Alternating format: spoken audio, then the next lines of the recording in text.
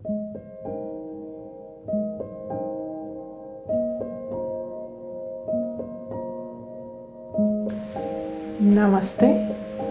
and welcome to class, and thank you for sitting with me, with you, undivided attention.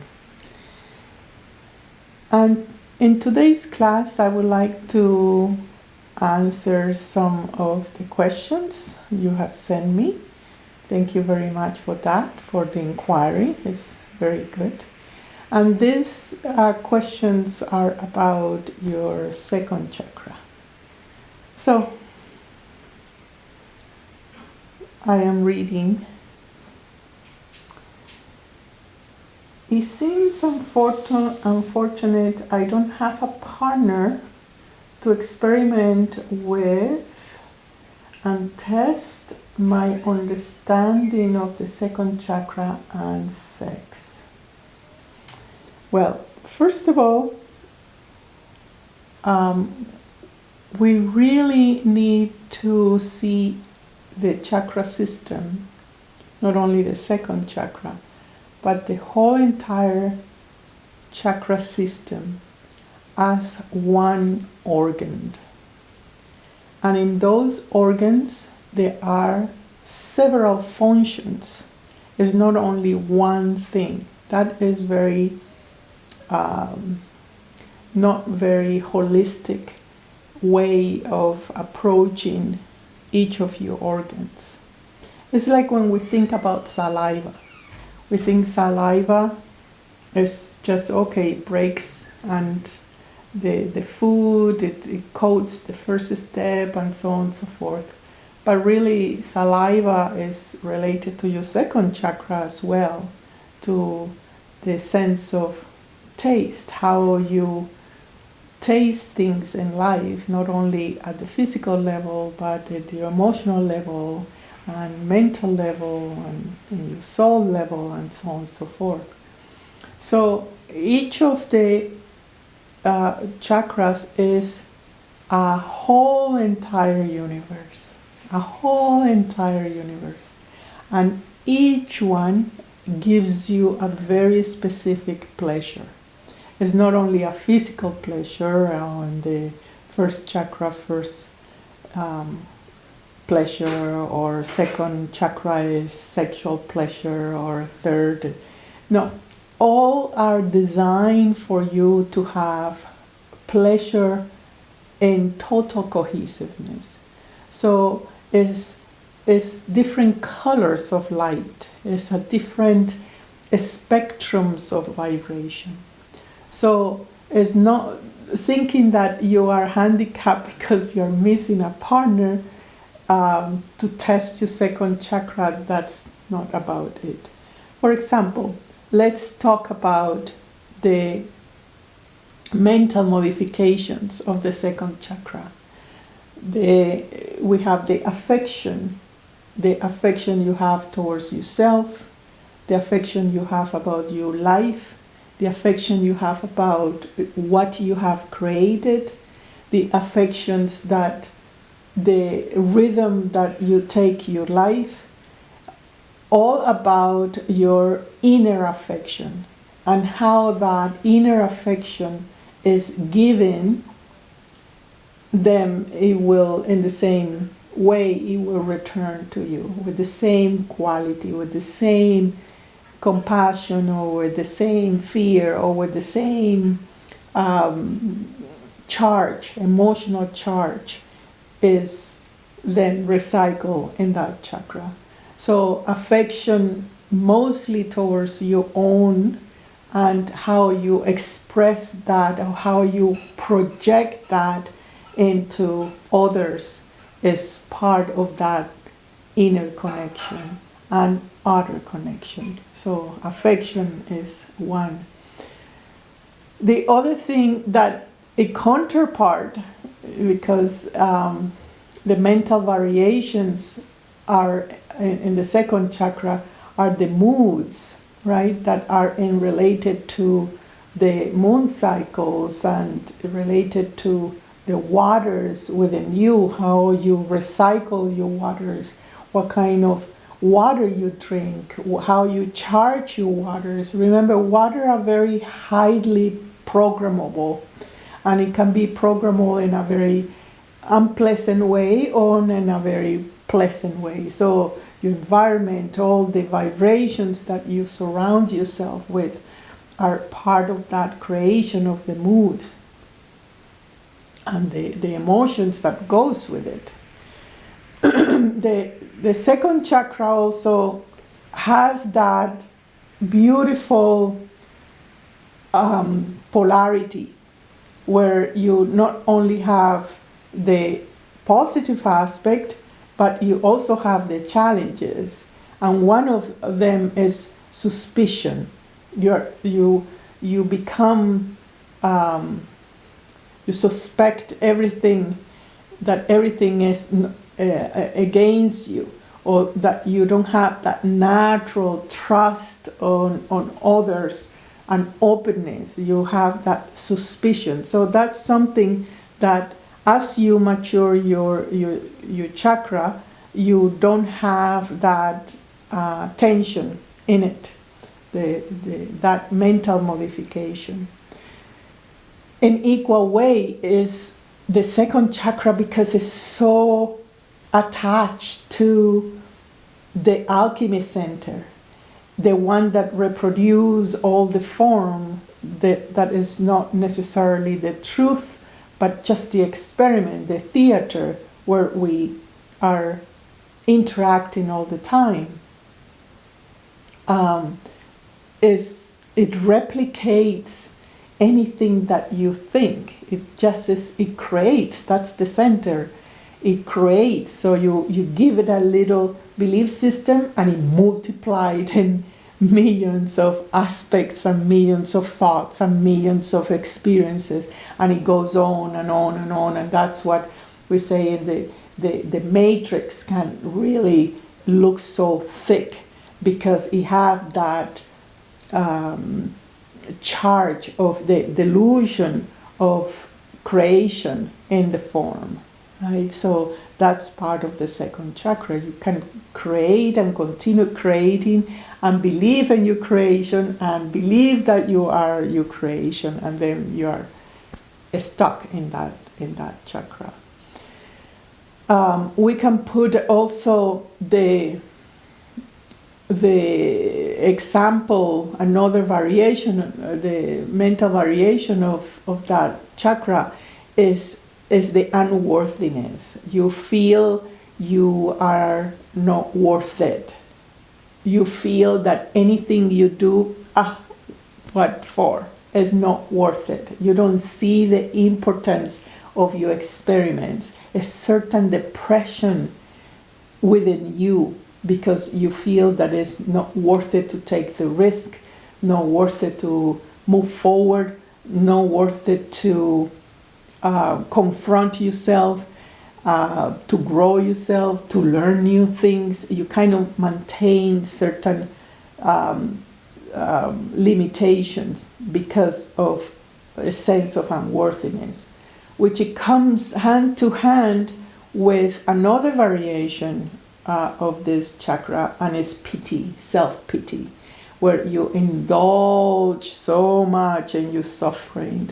You are so much and obsessed by your own sentiments. It could be positive, but it's just that self-absorption and one's suffering. I am not right, nothing is right, and so on and so forth.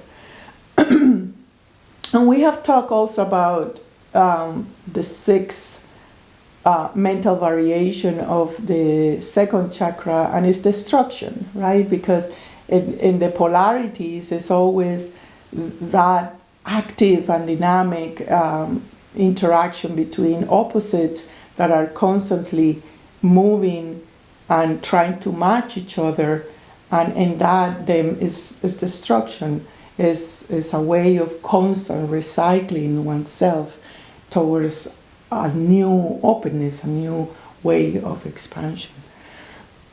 So the second chakra, really, the pleasure is about creating through understanding the emerging of new vibrations, maintaining that in the form that you're capable, and letting go.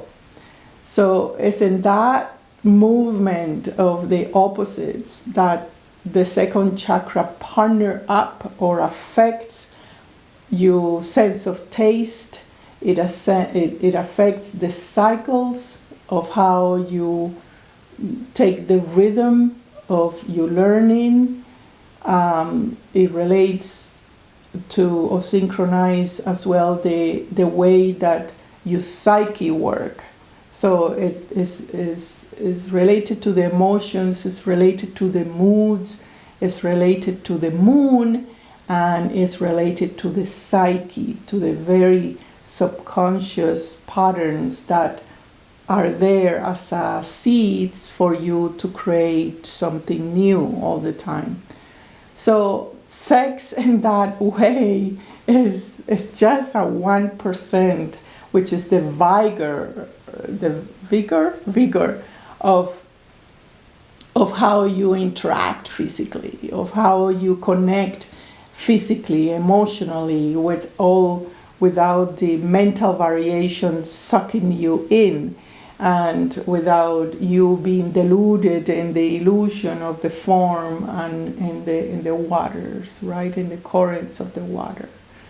So it's in that where you maintain your own identity. It's when you are still, the challenge is to maintain your own identity as you navigate in the waters, in the flow, and what is new.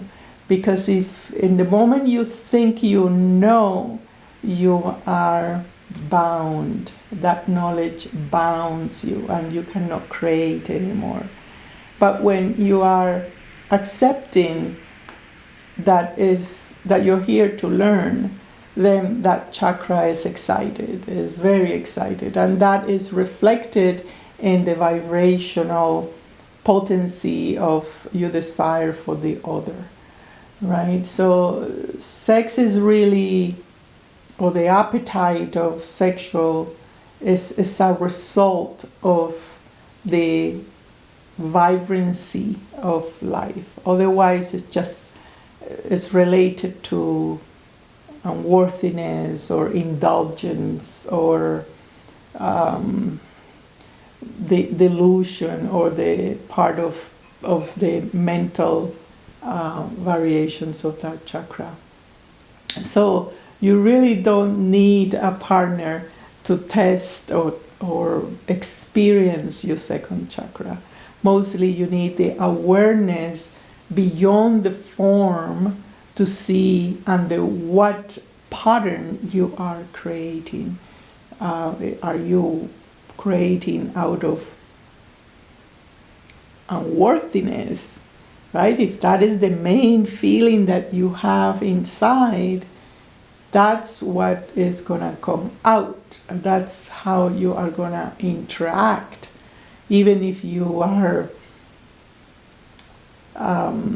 giving a beautiful gift and you're happy to give it that, but if that gift have the charge of unworthiness or sadness or fear, you are putting that out in the same way. And guess what? It will return in the same way. The feeling of somebody putting you down, or fear manifested in threats, and so on, because it's the law. Whatever you put out, it comes back in the same exact vibration. So don't get deluded that, oh, I am giving this with so much happiness and tenderness and affection. But if you're not sincere to know that, no, I am really giving this gift when I am down, when I am just feeling self-pity, then that will come back to you. It's the law. It's the law of karma. And in that is in the second chakra, that polarity and affect your heart, because it's the heart, after all, the one that recycle all these emotions that we receive from the exterior, from each chakra, and it circulates that, right? Whatever we give, we receive, and that is through the heart center.